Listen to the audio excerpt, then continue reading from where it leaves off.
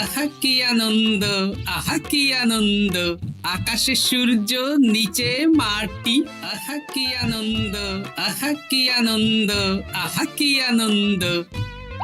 আরে ও গোপাল দাদা, গোপাল দাদা, এই সকাল সকাল কি আবার পিছু ডাকলো? আরে আমি গো আমি। আমি তো আমি নামে কাউকে চিনি না। আর তুমি একটু পেছন ফিরে তাকাও তো। আমি তো সামনে যাচ্ছি, পেছনে তাকাবো কেন? ঠিক আছে, তাহলে আমি তোমার সামনে আসছি।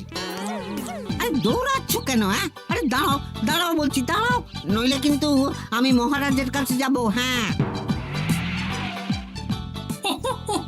ও ভোলা তুমি? আরে আগে বলবে তো, আমি করছিলে কেন? একদম কথা ঘোরাবে না গোপাল দাদা। এবার বলো কি বলছি। দেখো, আমি তোমাকে আগের বছর 50 মোহর ধার দিয়েছিলাম। এ কি, তোমার তো মিষ্টির দোকান, ধার দিলে তো লোকে ছুরি কাঁচি ধার দেয়, আর তুমি মোহরে ধার দেওয়ার ব্যবসা শুরু করেছো কবে থেকে বলো দেখি? আবার কথা ঘোরানো শুরু করেছো? হ্যাঁ, আমি এবার কিন্তু সত্যি মহারাজের কাছে যাব। আরে মজা করছি তো। আরে বারবার আমাদের মধ্যে মহারাজকে টেনে আনার কি দরকার বলো তো? সে না হয় টানলাম, তবে তুমি ওই আমার 50 মোহর সুদ সহ কবে ফেরত দেবে বলো তো?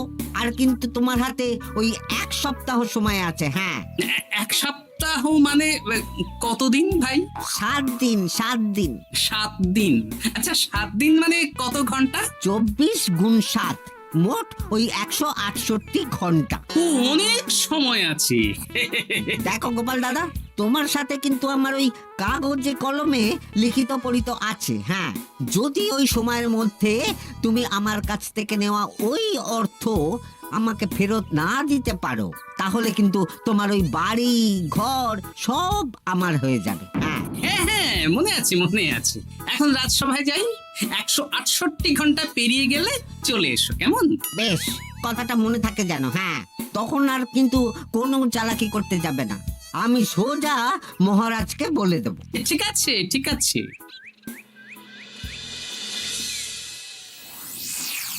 দেখুন মহারাজ, নিজের চোখেই দেখুন, সবাই হাজির, শুধু গোপাল ধা। সত্যি গোপাল ইদানিং আবার দেরি করে আসা শুরু করেছে। ওকে আচ্ছা করে ধোলাই দিন, তাহলেই চলে আসবে। কাজের কাজ তো কিছু করে না, শুধু বসে থাকে, তাতেও এই। যা বলেছেন মন্ত্রী মশাই। আমার মতে গোপালকে রাজসভাতেই বেঁধে রাখুন, তাহলে আর বাড়িতে যেতেও হবে না, আর দেরি করে আসবেও না। রোজ রোজ গোপাল করে রাজসভায় আসতে দেরি, তাই এবার তার পায়ে পড়াতে হবে বেড়ি। এই তো মহারাজ চলে এসেছি। আর বলবেন না, রাস্তায় ভোলা ময়রা চেপে ধরছিল। থাক, আর অজুহাত দিতে হবে না। নেহাত ভাগ্যের জোরে এই রাজসভার চাকরিটা পেয়েছিল। হ্যাঁ, মহারাজ ভালো মানুষ, তাই তোমাকে পুষছেন। আচ্ছা আপনি কি বলতে চাইছেন কি? আমি বলতে চাইছি যে মহারাজ যদি তাড়িয়ে দেন, তাহলে তোমার কি কিছু করে খাওয়ার যোগ্যতা আছে গোপাল? আপনার নিজের যোগ্যতা আছে? আছে বলেই বুক ফুলিয়ে বলছি। হ্যাঁ, মন্ত্রী এটা একটা ভালো প্রসঙ্গ তুলেছে। আমার রাজসভার সকল সভাসদদের বলছি, যদি কোনো কারণে তোমাদের চাকরি চলে যায়, তাহলে তোমরা কি করবে একবার ভেবে দেখেছো? না মহারাজ, ভাবনাটা আমি সঠিক সময় কাজে লাগাই, ওই অকারণে ভেবে মাথা খারাপ করতে চাই না। হ্যাঁ, আহা, রাজসভার চাকরিটা তো তোমাদের পেশা। এই পেশার বাইরে তোমরা কে কি করতে পারবে? দেখুন মহারাজ, আমি তো ভেবেই দেখেছি যে যদি রাজসভার চাকরি না থাকতো, তাহলে আমি ব্যবসা করতাম। আমি মহারাজ যদি বিজ্ঞানী না হতাম, তাহলে শিক্ষা দান করতাম। আমি তো ছবি আঁকতাম, কলম না থাকলে আমি তুলি ধরবো। আমি কামারশালায় কাজ করতাম। আমার তো ছোটবেলায় মূর্তি বানানোর শখ ছিল, আমি মৃৎশিল্পের কাজ করতাম। কি গোপাল, এবার তুমি বলো। সবাই তো কিছু না কিছু বিকল্প ভাবনা চিন্তা করে রেখেছে। দেখুন মহারাজ, অনেক ভেবে দেখলাম আমার কাজ তো ভাড়ামো, তাই আমি লোক হাসিয়েই পয়সা রোজগার করব। আর বিশেষ কোনো গুণ তো আমার মধ্যে খুঁজে পাচ্ছি না মহারাজ। বেশ, আমি একটা ছোট্ট পরীক্ষা নেব। আজকের পর থেকে আগামী 7 দিন, আর এই 7 দিন তোমরা তোমাদের যা মন চায় সেটা করে রোজগার করবে। আমি তো খেতে ভালোবাসি। তাহলে খাবে। গোপাল হয় মুখ খুলে থাকে, নইলে চোখ বন্ধ করে। ও শুধু দুটো কাজই ভালো করতে পারে। আর আর সপ্তম দিনের শেষে বিচার হবে কে কত রোজগার করেছে। যার রোজগার সবচেয়ে বেশি হবে তাকে আমি দেব 100 মোহর উপহার। আর মহারাজ, যে সবচেয়ে কম রোজগার করবে তার বেতন থেকে আগামী 10 মাস 10 মোহর করে কাটা হবে। কি রাজি তো? হ্যাঁ, রাজি। আমি জানি যে গোপাল ফুটো করিও রোজগার করতে পারবে না, তাই গোপালই হারবে। বেশ, আর যদি অন্য কেউ হারে? তাহলে আমি নিজের বেতন থেকে তাকে আগামী 10 মাস 10 মোহর করে দেব। ব্যাস, এবার তোমরা কাজে লেগে পড়ো।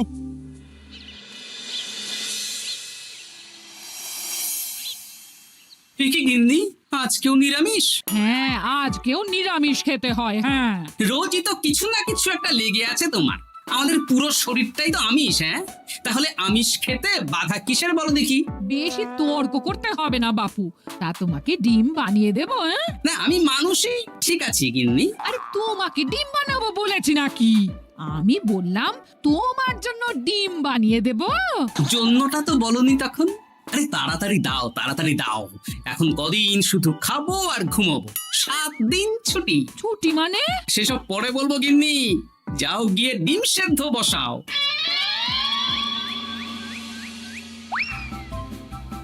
আরে করছোটা কি? বাড়িতে যা মোহর আছে সব তুলে কোথায় নিয়ে যাচ্ছ? আড়ত বাজারে। কেন কেন? তুমি আড়তে গিয়ে কি করবে? আড়তটাই কিনে নেব। কেন? তাহলে খোলা বাজারের সব ব্যবসায়ী আমার কাছে আসতে বাধ্য হবে, আর আমি ভালো মুনাফা রেখে সব বিক্রি করব। এ কি? রাজবাড়ির সুখে চাকরি ছেড়ে দিলে নাকি? না না না, এখন 1 সপ্তাহ ব্যবসা করে মহারাজের কাছে আমার যোগ্যতা প্রমাণ করব। সব পরে বুঝিয়ে বলবো। হ্যাঁ, আমি আপনাকে সব শিখিয়ে দেব। তাহলে ভাই ওই আগামীকাল সকাল থেকে কাজে লেগে পড়বো, কেমন?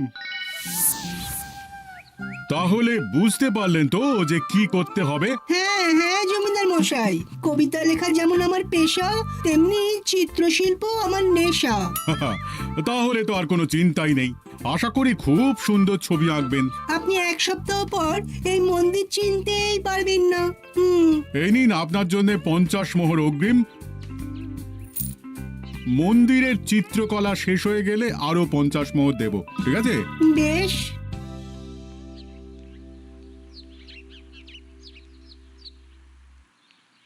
এই হাত চালা, হাত চালা। হাত পা সবই তো চালাচ্ছি মন্ত্রী মশাই। আপনি এত শাকসবজি আনাজ দিয়ে করবেনটা কি? আমি এখন 7 দিন কৃষ্ণনগরের বাজার নিয়ন্ত্রণ করব, তাই সব জিনিসপত্র আড়ত থেকে আমি নিজেই কিনে নিয়েছি। এবার সাধারণ বাজারের দোকানদাররা আপনার কাছে আসবে। কাল সকাল থেকে শুধু মোহর গুনবো।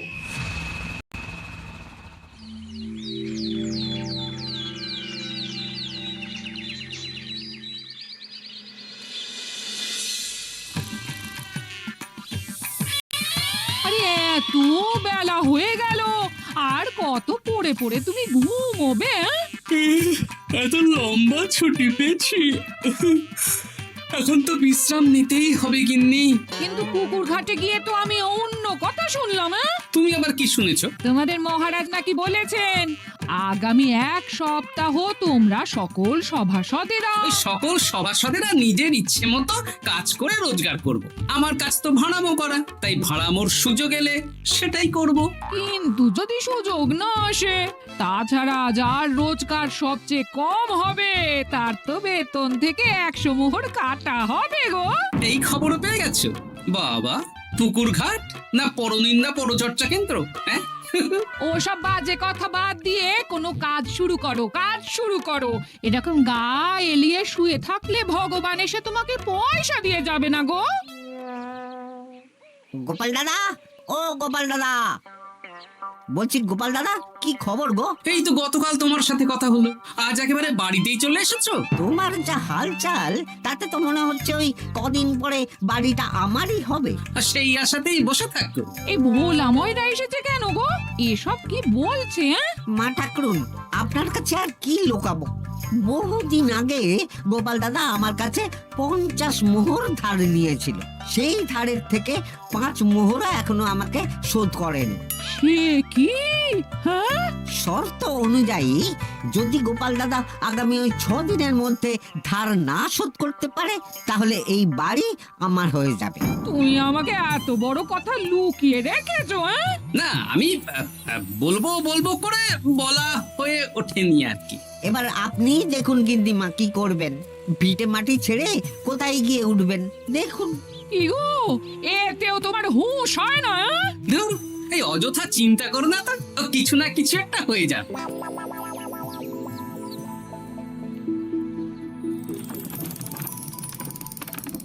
বাবা পণ্ডিত মশাই, আপনি তো এর মধ্যেই কাজ শিখে গেছেন। আমি তো ছোট থেকেই মাটির পুতুল বানাতে ভালোবাসতাম। বিভিন্ন দেবদেবীর মূর্তি নিজেই বানাতাম, তারপর পুজো করতাম। আমার পরম সৌভাগ্য আপনার মতন পণ্ডিত মানুষ আমার কুমোর শালায় কাজ করছেন।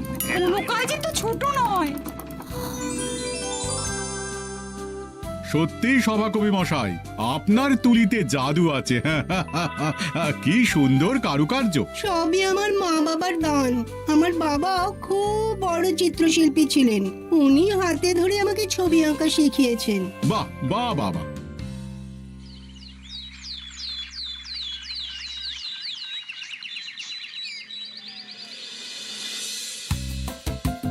এই যে পুটি, আজকে তো একটা মজার জিনিস শেখাবো। কি জিনিস? নয়ের নামটা তো তোরা পড়েছিস, হ্যাঁ, বল তো। 9 একে 9, 9 দুগুণে 18, 3 9 27, 4 9 36। ঠিক আছে ঠিক আছে, এবার থাম। পুরো মুখস্থ। সে তো বুঝতেই পারছি। এবার মজার জিনিসটা দেখ। 9 কে 9, 9 দুগুণে 18, 18 মানে কি? 1 10 8। হ্যাঁ, এবার 1-এর সাথে 8 যোগ কর, কত হয়? 9 3 9 কত? 27। 2-এর সাথে 7 যোগ করলে কত হয়? 9 36-এর 3-এর সঙ্গে 6 জুড়লে 9। আরে বাস, দারুণ তো। হ্যাঁ হ্যাঁ। সত্যি বিজ্ঞানী মশাই, আপনি কি সুন্দরভাবে পড়া বোঝান। এটা তো আমার নেশা।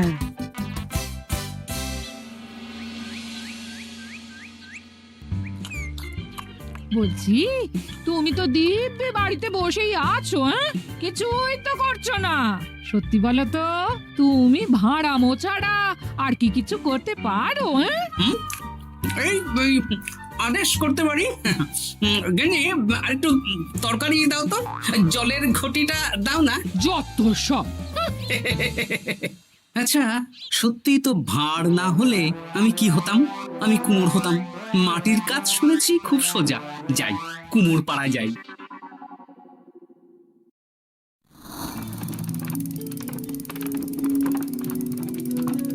আমার কি সৌভাগ্য, রাজসভার দুজন সভাসদ আমার সঙ্গে কাজ করছে। আচ্ছা, এইভাবে ঘোরাবো? এই যা, হলো না। এটা কি মুড়ির মোয়া নাকি? দাও, আমাকে করতে দাও, তুমি অন্য কিছু করো।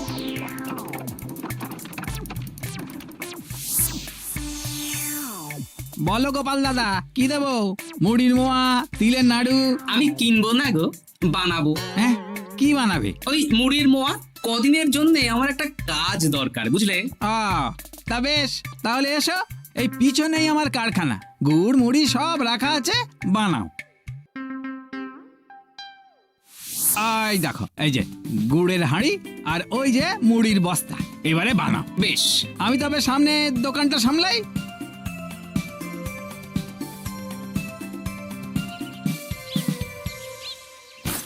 কিসের আওয়াজ হলো? আরে আরে আরে, এ কি করলে গোপাল দাদা? আর বলো না, ওই গুড়টা ঢালতে গিয়ে হাঁড়িটা হাত ফসকে পড়ে গেল। এই তুমি যাও তো, তোমাকে কিচ্ছু করতে হবে না, যত সব বিপদ বাড়ানো।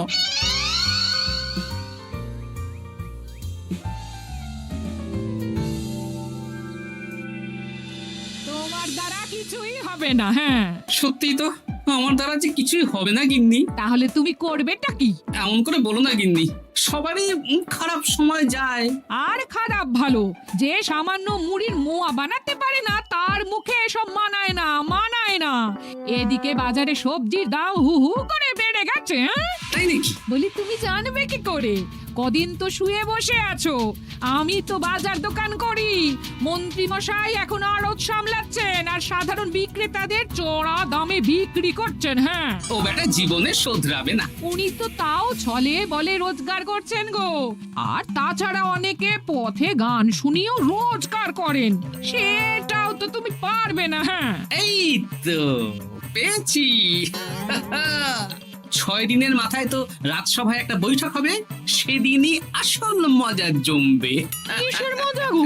হ্যাঁ, সেটা সেদিনই বুঝতে পারবে।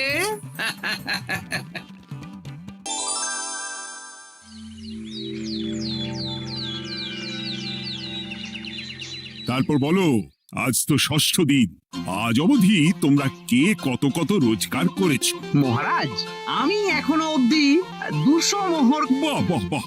আমি মহারাজ 15 মোহর। আমি 5 মোহর। বিভিন্ন বাড়িতে বাচ্চাদের পড়াচ্ছি, শিক্ষাদান করছি দিনরাত। সেনাপতি, আমি 10 মোহর পেয়েছি, আরো পাবো। আমি 50 মোহর অগ্রিম পেয়েছি, আরো পাবো আগামীকাল। বাহ বাহ বাহ! সবাই তো ভালোই রোজগার করেছো। আর গোপাল, তুমি বলো। মহারাজ, আমি এখনো অবধি কোনো রোজগার শুরু করিনি। আমি আগেই বলেছিলাম গোপাল একটা কানা করিও রোজগার করতে পারবে না। আসলে মহারাজ, আমি আজ সকালেই আমার প্রতিভা খুঁজে পেলাম। তোমার আবার কি প্রতিভা? আমি ভালো গান গাইতে পারি মহারাজ। আমার ছোট্টবেলার ইচ্ছে ছিল আমি রুদ্ধদ্বার সভা করব, গান গাইব, আর দর্শক বা শ্রোতারা আমার গান শুনে আমাকে পয়সা দেবে। বাহ বাহ বাহ! তা শোনালে না কেন? আমি চাই আপনারা সবাই আমার বাড়িতে আসুন, আমার গান শুনুন। এই না না না না না, তোমার গান শুনে অর্থ ব্যয় করতে পারবো না গোপাল। যদি শোনাতে হয় তো বিনামূল্যে শোনাও। তুমি ভেবেছো কায়দা করে গান শুনিয়ে রোজগার করবে? সেসব চালাকি কিন্তু চলবে না। না মহারাজ, আমার গান শুনতে আসার জন্য একটা কানা করিও খরচ করতে হবে না। আমি বিনা পারিশ্রমিকে গান শোনাবো। বেশ, তাহলে কবে শোনাবে বলো? এখনই চলুন, শুভস্য শীঘ্রম। আবার যেতে হবে কেন? এখনই শোনাও। আমার আবার নিজের বাড়ি ছাড়া প্রতিভা বিকশিত হয় না। বেশ তো, এই কদিন টানা কাজ করেছি, তোমার গান শুনে মনটা যদি ফুরফুরে হয়ে যায়, ভালো তো। চলো গোপাল। আসুন আসুন, সবাই ভিতরে আসুন, আসন পাতা আছে, সবাই বসুন। নাও, এবার গান শুরু করো। দাঁড়ান মহারাজ, আমার গান আমি বাইরের লোককে শোনাতে চাই না। কু কু বাবা, আবার কোকিলের মতন আওয়াজ করছে। কু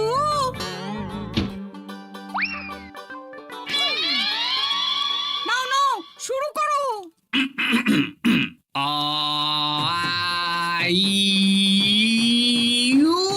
ওরে বাবা রে বাবা! আরে এত চিৎকার করছো কেন? থামো থামো থামো! এটা ভালো লাগছে না, অন্য গান শোনাচ্ছি তাহলে। আকাশে মেঘে বাতাসে বায়ু, জ্যোতিষী বলেছে আমার 100 বছর আয়ু। আরে থামো থামো! আরে কান ঝালাপালা হয়ে গেল।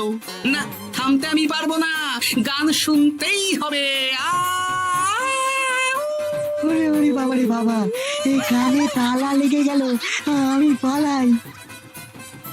পালাতে পারবেন না, বাইরেও তালা দেওয়া আছে। বাইরে তালা খুলতে বলো।